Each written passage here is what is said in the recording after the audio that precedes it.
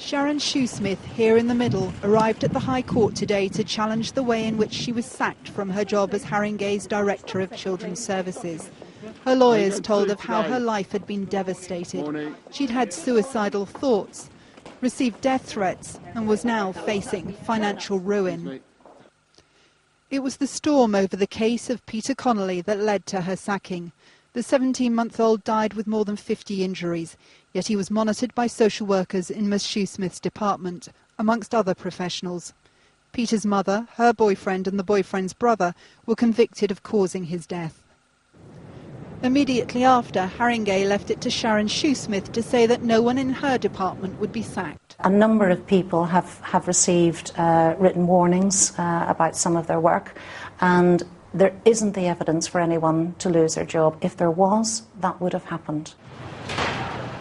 Today, the court was told that Ms Shoesmith had been in regular contact with the government in the months before the end of the trial. But it's claimed attitudes changed after a heated Commons exchange about the serious case review into what happened. Unacceptable. It is being led by Mrs Shoesmith, who is the Council's own Director of Children's Services. Does the Prime Minister agree with me? She cannot possibly investigate the failure of her own department. The lawyers say the same day inspectors were sent into Haringey, and 2 weeks later the Children's Secretary announced the devastating findings.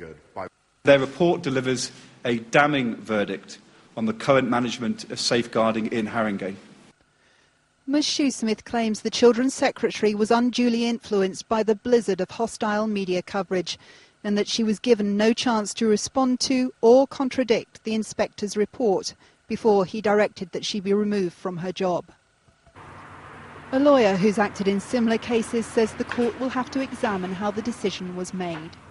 In making judicial decisions and quasi-judicial decisions, we shouldn't have the justice of the Roman amphitheatre, where it all depends on whether it's thumbs up or thumbs down from the crowd, who can easily be whipped up. It should be based on an assessment of the evidence.